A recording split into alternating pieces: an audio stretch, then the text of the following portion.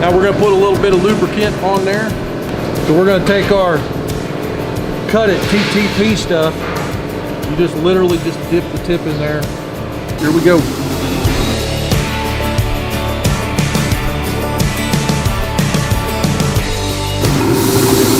And here in just a second, you'll see that thing plow through like that. Now we're done with that bit. We can grab the next one.